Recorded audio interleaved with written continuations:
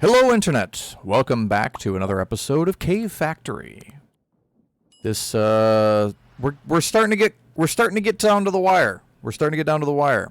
So the first thing that I want to show you guys, if you caught the most recent live stream, we spent the entire live stream figuring out how to automatically build and kill withers in Cave Factory.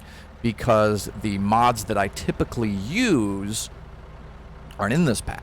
I typically use Industrial Foregoing because it has a wither builder, not in this pack.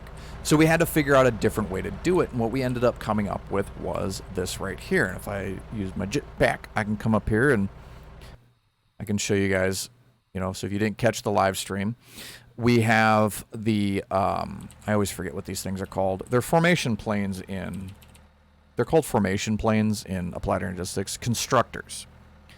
The constructors. So we have the constructors up here, and as you can see, I've got the soul sand down here, and then the wither skulls up here. And it is set to only, all of them are set to always on, except for this one right here, which only activates when it receives no redstone signal. And that's very important that it is when the redstone signal goes away that it activates, because of how I have the timer set up. And we'll go over that here in just a second. The other big change that I made, obviously, is all the timer stuff is down at the bottom, where it's a lot easier for me to mess with and debug when I don't have creative flight. I have to use this jetpack. So I have these redstone links up here. So I have that one there, and then the other one is over there. And you can see I've got them on two different channels. So this one's, the wither skull with the red wool, and then this one's the wither skull with the green wool. Kind of help me figure out which one is which. But that's everything that's up here is literally just that. And then this is all the witherproof glass all the way around.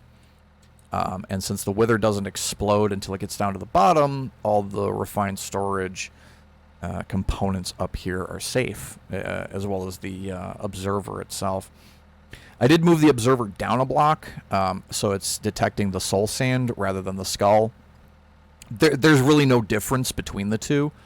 It was just easier to place for the soul sand. So the observer was just a little bit easier to place on the soul sand.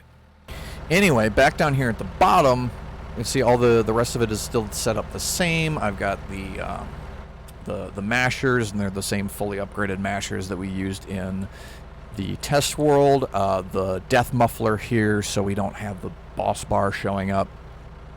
Obviously, it does not do a damn thing for the sound, so we still hear the wither making all of its wither noises, but it does at least turn off the boss bar. And then, of course, we have the Absorption Hopper, so we can pick the items up. Annoying little thing with these Absorption Hoppers is that they do actually have to have open air between them and whatever items you're trying to pick up. So it has to be like right here, there's open space right here where you can see I can access this mob masher. So that is something to be aware of if you're setting this up yourself. This is a new thing because in Sky Factory 1, which was also a 1.16 pack, the Absorption Hopper could pull items through solid blocks, because at several points I had Absorption Hoppers literally underneath all the mashers, and it worked flawlessly. But for some reason, in this pack, now it needs open air. I don't know what's going on, but anyway. And then, of course, we have the importers into the refined storage network. This over here is literally just a trash can, because I'm generating... I've got some other things to show you where I'm continuously killing mobs, and I'm getting a bunch of just random crap in my refined storage system, so that's how I'm dumping most of it. There's a bit more, but we'll go over it.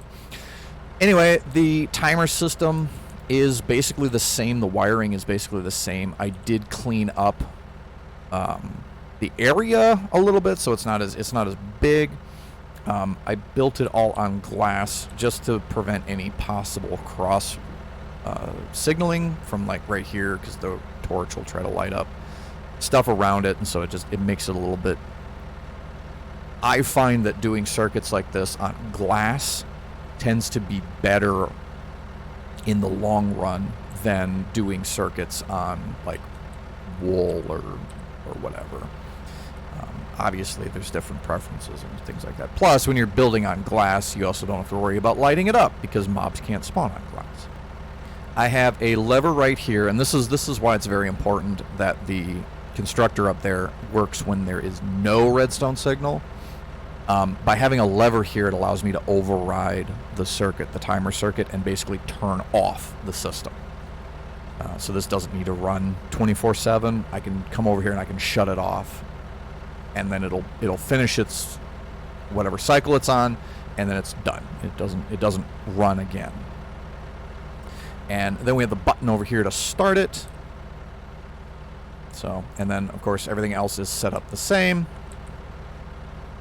And if we go out here, I can show you that I have actually run it a few times. I've currently got 3 nether stars in my refined storage system that are just, you know, hanging out, waiting to get used. Well, there's a couple of things that we can do here in the quest screen. The first thing is nether stars for days. We have in fact automated wither killing, and as we tested it out in the creative world, it does keep working flawlessly. The one downside is that we will never have a truly automatic wither killer because there is no way to generate soul sand in this pack, which means that there's not any real way to actually automate doing withers. So this is as good as we're going to get. So the thing that I want to do right now is I want to go ahead and just make myself one of these, because I'm still running into power consumption issues, and getting this set up is going to really help with the power consumption issues. Plus, because as we can see, the wireless transmitter works across dimensions, which means that I'll be able to go to the nether to harvest some more soul sand, and I can just straight drop it right into my refined storage system instead of having to come back with a pocket full. Plus, the reward for completing this challenge is the creative controller from refined storage. And the creative controller does not require power itself. Like it makes your entire refined storage network, the refined storage parts of it at least, not require power. So we want to make one of these guys. And as we can see, we need 4 nether stars, and I'm pretty sure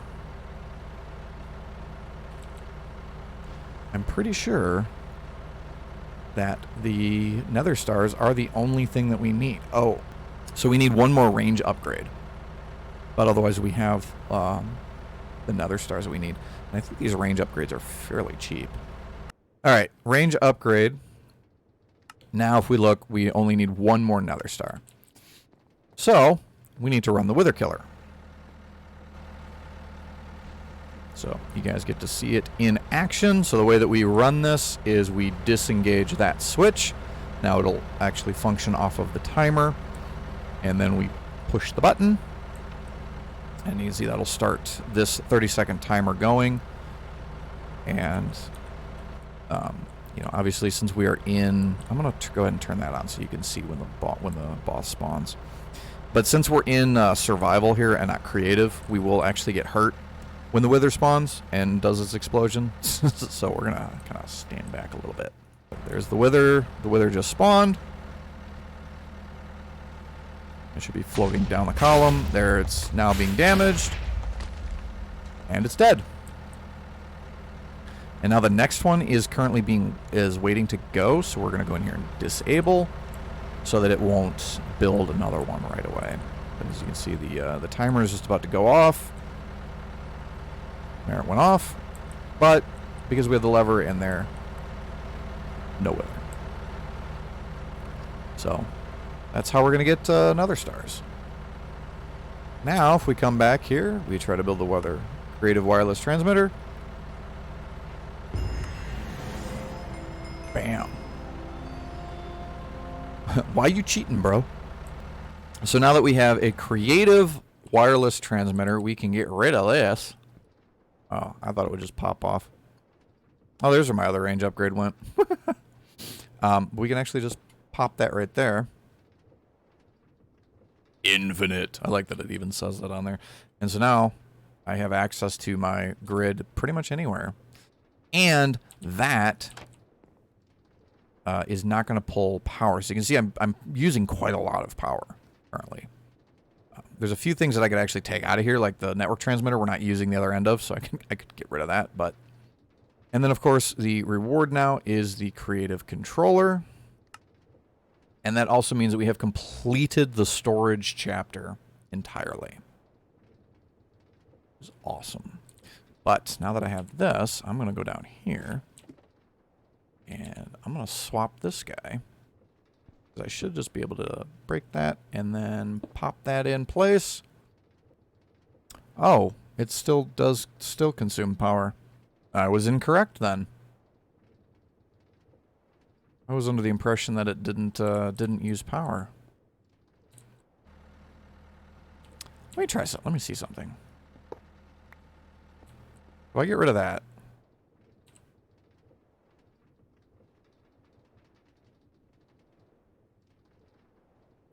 So yes, I was correct in that it does not actually consume power.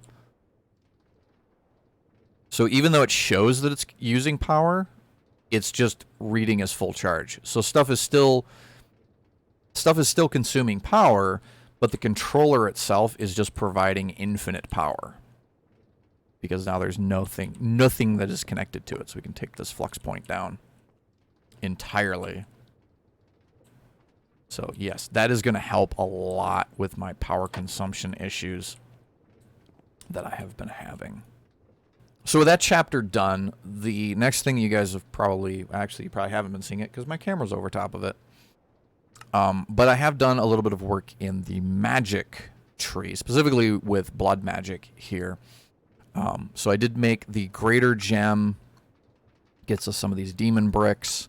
I'm not, like, I got a bunch of these will crystals too, and I'm not really sure what we do with them, but I'll keep working on it. I also went ahead and built a tier 4 altar, which gives us a couple of these redstone links, which is handy because I've been using a lot of them for various things. We also built the Well of Suffering, which gives us a spawner and a Capturing 5 enchantment book. Now, we're going to toss those in there. So for the enchantment, I actually built one of these enchantment libraries, which these things are kind of cool. So every time you get an enchanted book, you can just drop it in here. And it actually keeps track of the highest level of enchantment that you saw. And you can just pull these out by using the points right there. So this says max level of 7 with 58 points available. So I can just go and start clicking this, and now I have a Capturing 1 book. If I do it again, now I have a Capturing 2 book, 3, and so on, all the way up to the max, which actually I don't have enough points for, because it cost me 32 points to get a level 7, and I only have 26 left in there. So I have a Capturing 6 book, which is, it's actually kind of handy. So this is basically what I've been doing with all of the various enchanted books that I keep ending up with, is they just go in there. But to show you what I've been doing, this area here ought to look pretty different. Normally, before we had the spawner set up right here with the blood altar underneath it. Now this is all just solid because I filled everything in. I left the glowstone here just because it helps light up the area a little bit better than just torch spam, which I do still need to deal with. I want to put these the lanterns everywhere, specifically those because I like how they look, but I don't think they're as bright as just default lanterns. Anyway, I built a Obsidian Generator right here, so this is another Serenade of the Nether ritual, just like that one, just with a water source on top of it, and then a destructor here. So while this is active, you can see that it'll just sit and make obsidian. I can't leave it on all the time because it chews through your LP and your blood network pretty quickly, but when I need some obsidian, this is a much easier way to get it than the ways that I've been getting it previously, which the best way that I'd found up until now is to fill a tank up with lava and then throw the tank into the pneumatic craft. The chest with the heat gauge on it, because it'll actually make obsidian that way. But back in here, you can see that I've changed this quite a bit. So this has all been dug out. Now the blaze spawner has been moved, and I now have my blood magic room back in here. So as we can see right here is the tier 4 altar. The well of suffering is underneath it. There is a zombie spawner right there. And much like over with the withers, I have set up a redstone link with a lever, so I can hit this lever, and now zombies will spawn, and this gets me, life points being deposited into this blood altar right here. I have the lever because there's no mute, there's no muffler in this, and listening to zombie pain sounds gets obnoxious after a while. So I can just turn that off. But if we go, the real kicker, and what's really got me excited, is what's going on over in this area. So as we can see, I've got a tier 1 blood altar with some refined storage stuff attached to it, a tier 2 blood altar, and a tier 3 blood altar. And each one of these actually has a crafter underneath it with a recipe in it to teach it to tell the refined storage system how to make that level of slate. So this is the blank slate, and then the reinforced slate, and the imbued slate, all the way across. So if I come over to one of my crafting grids and I ask it to make, a blank slate, I can just click this, hit start, and if we come over here, we'll see that it now has the stone in there. And it takes a while because this is obviously an unupgraded altar. But when it's done, it disappears. We check back in the grid, and we spell stuff correctly. We can see that I now have a blank slate available in my refined storage system. So that's was kind of neat to figure out and get it all set up. I would love to be able to just do all of this in just like the tier 4 altar here, because especially this one where it's all upgraded with speed runes and it's got all the capacity runes and everything all on it. I've got a bunch of displacement runes to get the life points in and out of the system a little bit quicker, because as you may have guessed, this importer right here pulls in the blood, the fluid itself that gets generated by the well of suffering, and then just deposits it into the refined storage system. So if we come over here and look at the fluid grid, we can see that there's 184 buckets worth of there's more crude oil going in there. There is 184 buckets of life essence in the refined storage system currently. So then that's being outputted then to these other blood altars. And then this one I have just set up, literally just set up to keep the blood network full. So it just has one of my orbs sitting in it, and the life essence goes into it. That's all it does, is it just charges the network back up. So we don't run into an issue where I start getting hit with nausea because my ritual is failing. But that is actually this challenge right here. So automated blood, automate all the slates. I have done that. There's an extra point in here about using blood magic routing nodes. I can't figure out what those are. It seems like this is another thing like the Corporea system for Botania, which is another one of those things that I just can't wrap my head around, because it wasn't in 112 when I really messed with Botania, or if it was, I never looked at it because I had applied energistics. So it was just like, well, why bother? I have other ways of doing this. But anyway, I don't care about the extra points. We're going to claim that challenge as having been completed. Which leaves us with only 3 things left to do then in blood magic. It is to do these 2 rituals, Crack of the Fractured Crystal and Resonance of the Fauceted Crystal, as well as automating will crystal generation and filling 5 greater tantric gems with all variants of will. So one of them I already have done, I think. Yes. So I already have one done, which is the base level one that I just carry around with me, and it just has raw will. And it's full.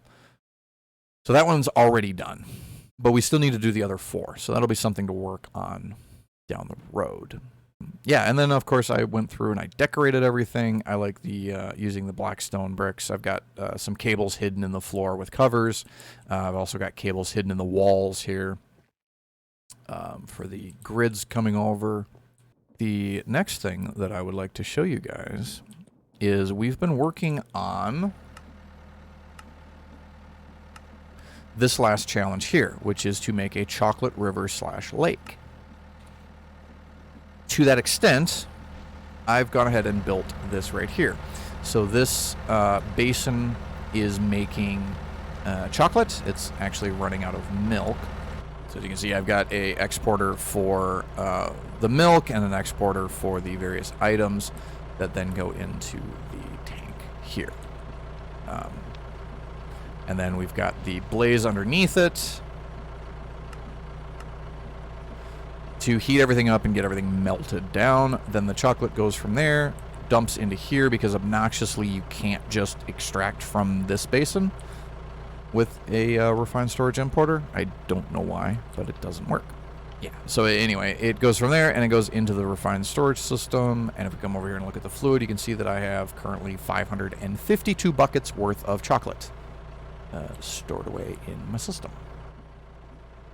Now, you are probably wondering, where am I going to put this chocolate? Make this chocolate lake. Well, I decided that I would do it over here.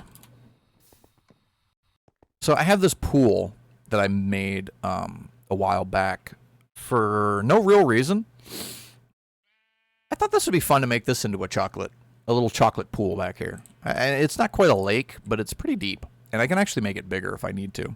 Just bust out that wall or bust out this wall, or both. But I gotta get all this water out of here first. That's what this is for. So I've got a importer on there, and if we lower this hose down, and we just use a hand crank to get it down there.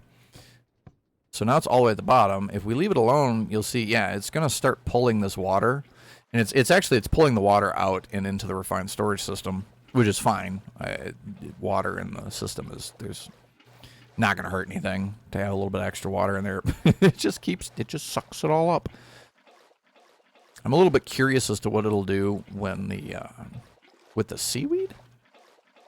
But also, it'll be fun because this is how we're going to get the chocolate in here, too, is I'm going to swap the importer for an exporter and have it export chocolate. And then we'll just take the hose and if I understand how it works correctly, we should put the hose, the actual nozzle of the hose, just above this block right here. And that should fill up. Oh, it just breaks the seaweed. Okay. It shaves the seaweed. Actually, it takes them down to the 1 block high. I wonder if that's a create thing or if that's just something Minecraft does. Because anytime that I've ever tried to just bucket away water where a seaweed has it just doesn't do anything. I don't have a fluid grid, but yeah, there we go. All right, we got an empty tank there. So if I hold shift, I can then bring this back up. I think it's going to go up one more. That should be good. Now, let me turn the magnet on. Get the importer. So we'll change this over for an exporter. Up. Change it to fluid. One of the few things that I really like in refined storage is that you can just grab out of here and put it in there. And now, once it kicks up, it should... There we go. That might be a level too high, so let me just... Oops.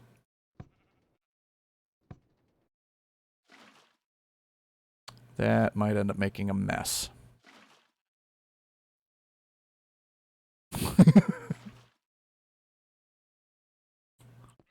Okay, let me turn this off real quick. I don't know if it might already have been have made a mess.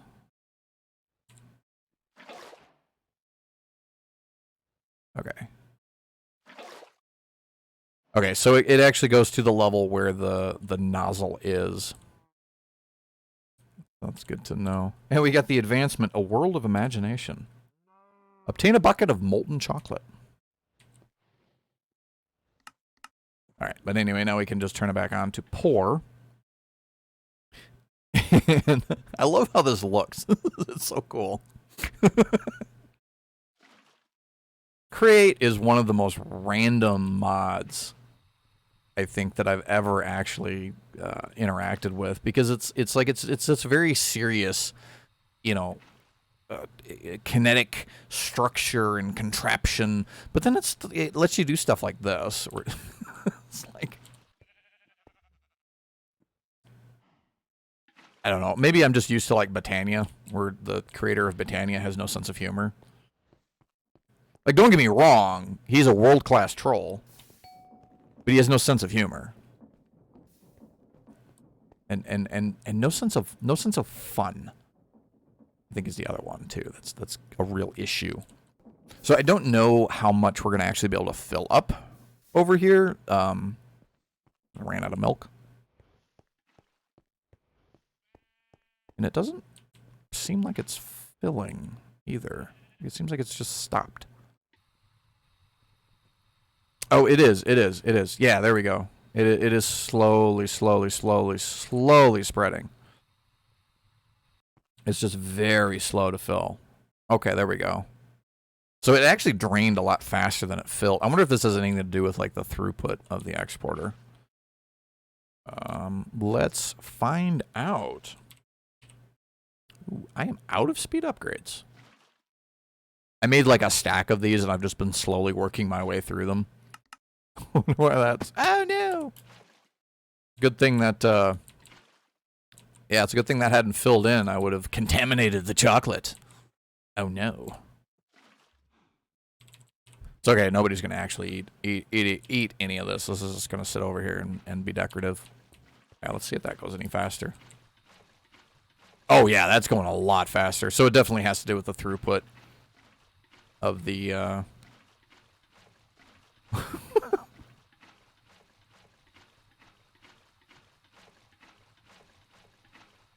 That's hilarious. Oh, look at it go. So anyway, while that fills up, I will actually show you guys what, where I've been getting the milk from. Because I couldn't figure out, I know there's a way in Create to milk cows, just using Create, but I couldn't figure it out. And I couldn't find anything online about how do you milk a cow with Create? But Cooking for Blockheads is in this pack. So I literally just dropped a cow, anvil on a cow, popped him into a jar, and I've got an importer here just sucking the milk out and going into the system. So I've got another 5 buckets worth of milk in the system already, and we're already down to 300 chocolate. That probably won't take everything. Yeah. So if you're wondering, this is where the blaze spawner ended up. I actually moved it into here, and that underneath it is a wither spawner. Because Apothis lets you take spawn eggs and change what the spawners make. So I just took one of the random zombie spawners that I had and changed it over to a wither spawner. And then, of course, we used more of these redstone links, which I really am in love with these redstone links. These need to be in vanilla. Like, they really do. It's so nice. But if I hit this lever, we get just...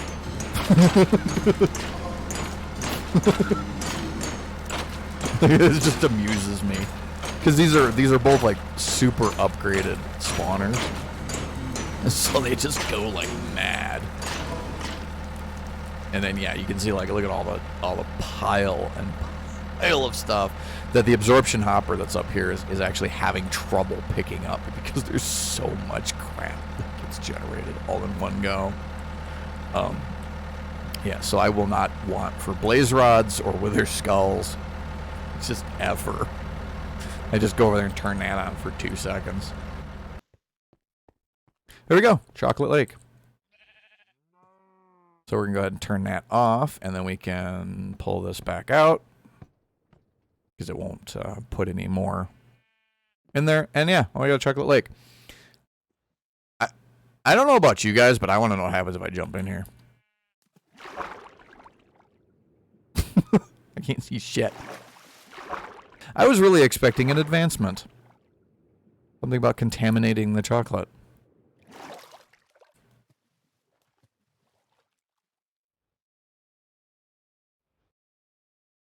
I mean, I'm already kind of brown, but...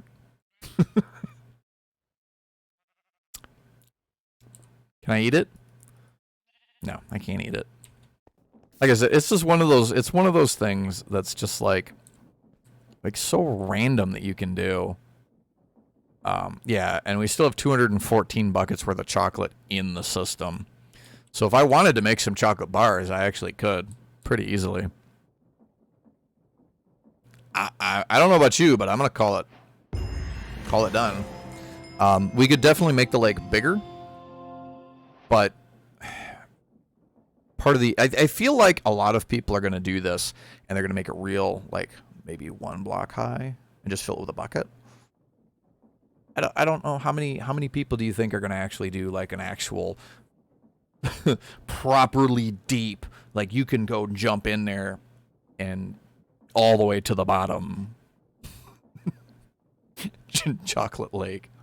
Yeah. Anyway, that actually completes the basic automation chapter.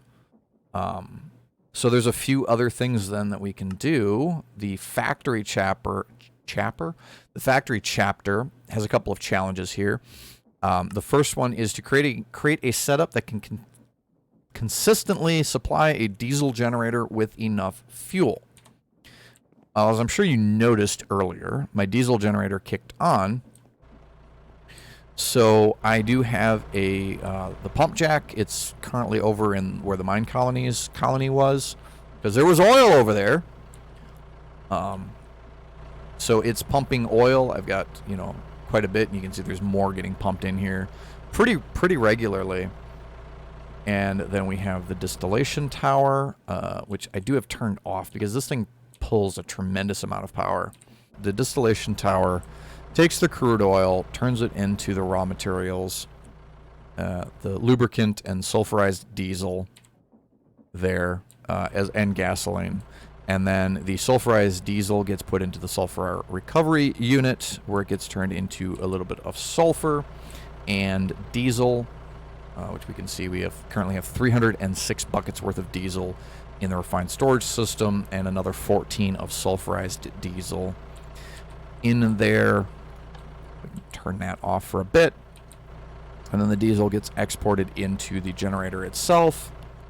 And I have a system set up over here using a comparator on this last battery, a bunch of redstone, some wires, so that when this battery here gets low, it'll turn this switch on and it'll run the diesel generator and charge the batteries back up, and then it'll shut them off.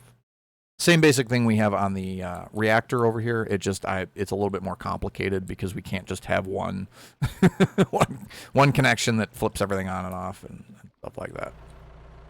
But in my opinion, that is done. We do run into the issue that there's no way to just generate oil, so I have to keep moving the pump jack around to make sure that I have oil going into the system. But other than that, it is continuously being fueled. The other challenge in this particular tree is supply the arc furnace with enough power to run it consistently at full speed, or continuously at full speed. The thing with the arc furnace, I have no reason to run it at full speed. Basically, the only thing that this thing is really good for is doing ore doubling on my ancient debris. But if we go in here and we look, I have 253 ancient debris currently in my refined storage system, just from being generated over there in the being generated from the nether block generator thing. At this point, I don't really need to double that. I can. The arc furnace is capable of doing it. I still can't figure out any way to enchant these electrodes. It doesn't seem like that's a thing that you can actually do in this pack, so I'm not sure about that. I know you can do some. There's some like alloying that can be done in the arc furnace. The rare times when I need to do alloying, it's easier to do it in the Tinker's smeltery than messing around with this thing. But with all that said, I can actually run it at full speed. I have, 2 HV capacitors, and then I switched to using a flux point instead of the pipes for my power distribution for my power network, because it was the pipe that was causing my bottleneck for my power. And this guy right here, we can even just straight up disable the limit, and now it can pull as much power as it wants out of the flux network, and I've got oodles and oodles and oodles of power in the flux network. So while I may not be able to run it just perpetually at full speed, I can definitely run it at full speed for a few ancient debris. Hey, the basic mob spawner still works. So I'm going to go ahead and claim that this challenge is finished. There might be better ways of doing that, but that is what I challenge you to do. I challenge you to figure out better ways of doing the things that I do. And then come tell me about them too. If you figure out a better way to do something than the way I've done it, tell me about it. I would love to hear about it. I really would. So anyway, if we keep going down the tree here, the next one we have is the tech tree, which honestly, this whole tree is it's interesting messing around with Pneumaticraft, but I don't know that it's enough to really make me go, I want to play with Pneumaticraft more.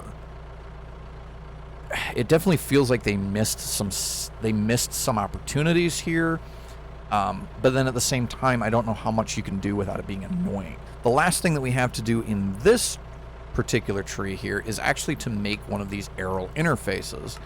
And obviously the reason why I haven't been doing that is because it requires a nether star. Well, let's go make another star, because we can just do that now. So the only thing we need to make is an omnidirectional hopper, which requires compressed iron and a chest in basically a hopper format. But we can autocraft all of this. I'm going to have to go turn on the Pneumaticraft, though. I do like the texture update. There was a texture update at some point in one of the various versions for Pneumaticraft, and I do like the new Pneumaticraft textures. They're much more interesting. The various air compressors actually look like the things now. They're not just kind of generic. The charging station actually shows the item that's in it now. Even the processing plant got a big overhaul in its appearance.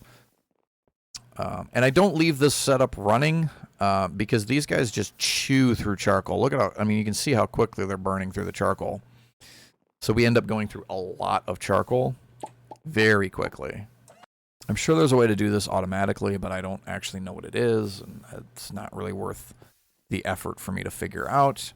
Anyway, there is our omnidirectional hopper. Put it in my inventory in case there's an advancement for it. There is not. And then we can make the arrow interface. Interdimensional convenience. Build to manage your inventory from anywhere in any dimension. So the Well of Suffering is actually dark enough down in here for mobs to spawn down there. And this is obviously the tinted glass, so it's dark. So we do occasionally get mobs spawning down there. And I actually had a witch that spawned down in there. But it was healing itself, because witches can heal themselves, as fast as the well was damaging it. So I'm like, let me go down there with my sword and just kill this witch, because otherwise there's going to be a witch just perpetually down in that well that I will never be able to get rid of. All right, anyway, let's take a look at this thing. It probably runs on pressure. Yeah. Now it's got my face on there, so it recognizes me. So it needs power. Interfacing items. Insert a dispenser upgrade to switch to interfacing food and experience. Accepts forge energy, The energy stored in its internal buffer is used to charge any chargeable items in the player's inventory. Oh, that's kind of cool. I don't need that, though, because I have Flex Networks, and Flex Networks can do wireless charging. And it doesn't require another start a build. It's an interesting idea. This machine can use a player's inventory as its own. This means you can hopper items in and out of the machine, and they will be added or removed to the inventory of the player who placed the blocks. Smarter insertion methods like drones and or logistics frames, or indeed other mods, could be used to keep a player's inventory supplied with 64 torches, for example. Again, interesting idea, but I have this. I don't need something to automatically put shit in my inventory. And to be honest, I find most things that automatically refill your hand to be very annoying. And I actually go through and just disable all of them. Because it tends to drive me nuts when I'm trying to build something and it's just like, here, just have more shit in your hand. Like, no, I counted out how many items I wanted in my hand specifically. It is definitely an interesting idea, and it's definitely going to be one of those things that people who like that kind of a mechanic will probably greatly enjoy that block, but I am not one of those people. But that does mean that we can now clear out this by taking the logic requester frame. But that does finish out the tech tree. The magic tree, obviously, we've got a little bit more yet to do in blood magic, and then I have actually quite a bit to do in Botania, because we haven't done anything with the botanical brewery. I've never actually messed with that at all. And then we've got the whole path going down into the Elven Gateway and eventually ending up with the Gaia fight and getting ourselves some Gaia Spirit stuff as well. And we've got automating the mana production, which again, technically I've done, but I do want to use the Kekamurus, however you would say that, the cake flower for that. And then I need to figure out how to automate the rune production using the Cuporia system. And this challenge does specifically say that we have to use the Cuporia system. So that means I'll have to figure that out. But we can't do that until after I get the Elven Gateway, because it requires a bunch of Elven materials.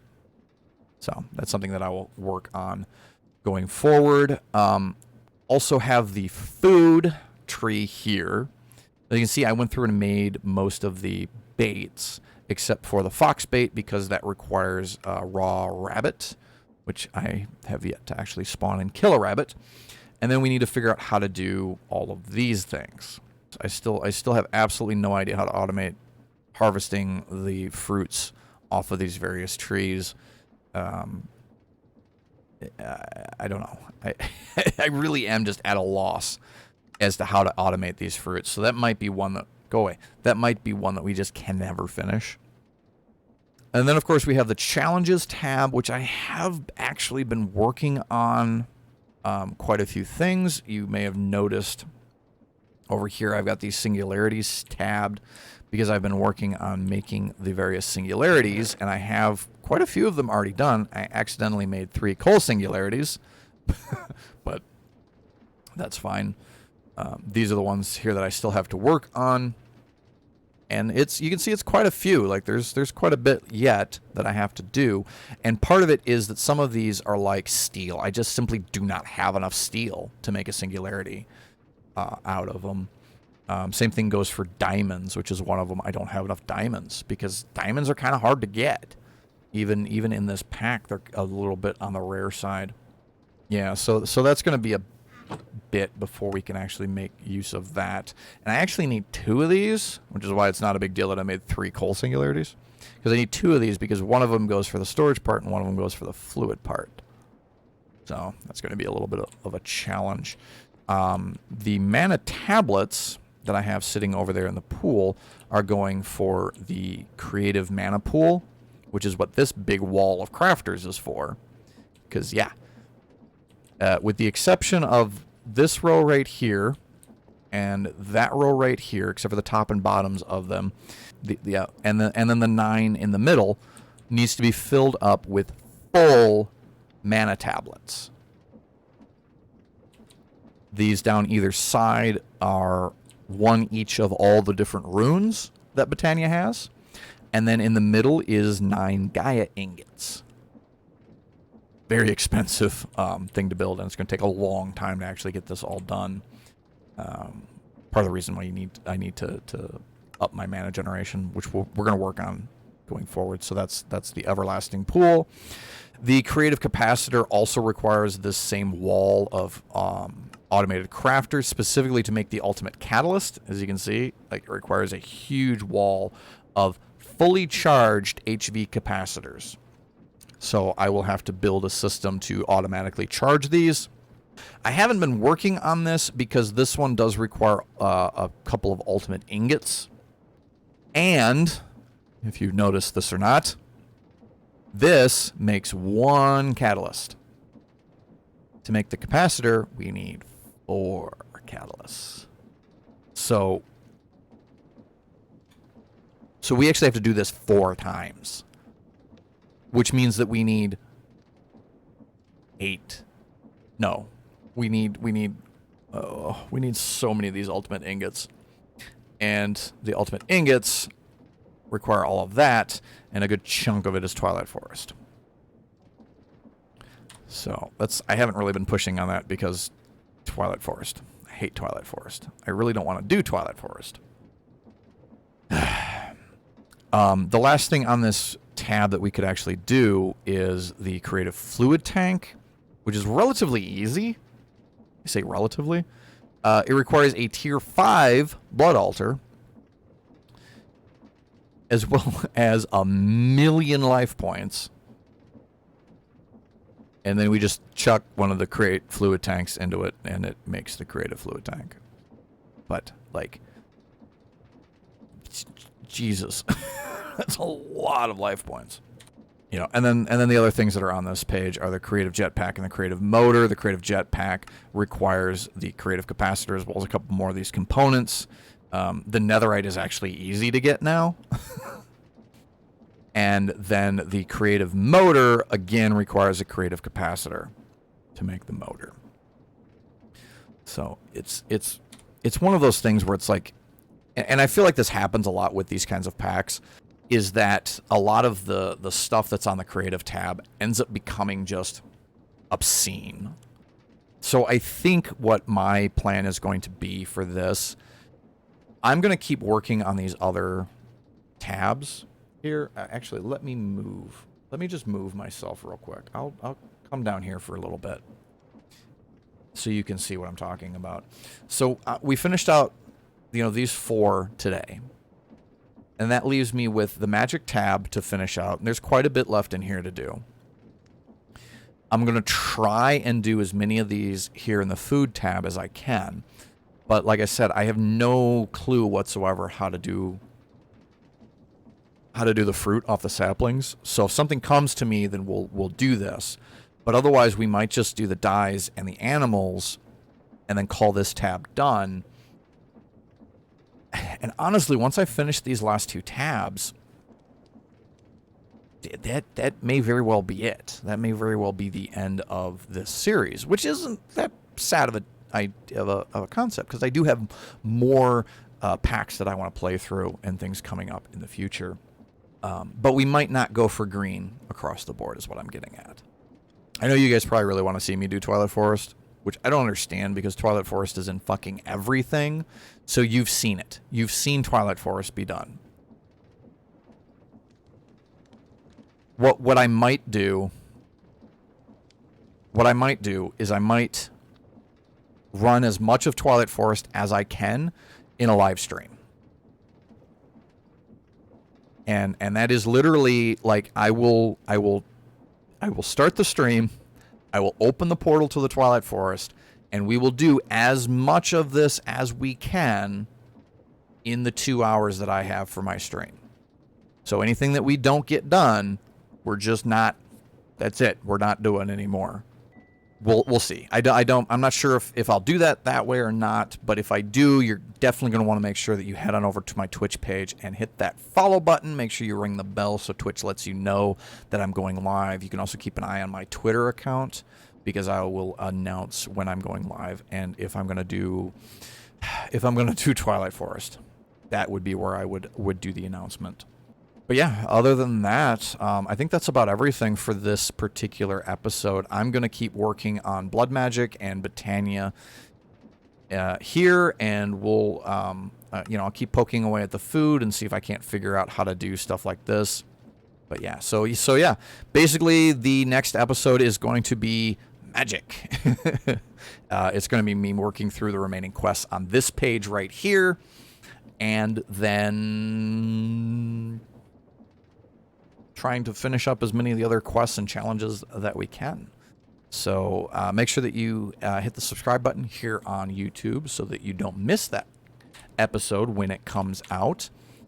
Me and my monocle will stay here and keep working on the factory. I'm also going to do some decorating. I've got inspired when I did my blood magic room. There's a few more things that I want to do here and there that I think will be pretty cool. What else is there to say? Yeah, hit the subscribe button. We're getting closer and closer to 100 subscribers. We're almost halfway there. I think that's about everything, to be honest, that I have to say. Make sure you do the YouTube, like, comment, subscribe, all of that good stuff. Tell your friends about the channel, and I will give you a hint. Well, I'm just going to tell you. The pack that I'm going to be doing after this is a pack called Compact Claustrophobia. It's a 112 pack, so it's a little bit different than what we've been doing on the channel. But the entire game takes place inside of a compact machine. Like, that is, you don't have a world that you can just spread out and kind of do whatever you need. You have to really optimize your space. So it'll be an interesting challenge for me, especially because I'm used to being able to just I need to build a new machine. Let me just dig out another room, or just expand outward and a little bit. So that'll be a fun challenge, I think, for me especially.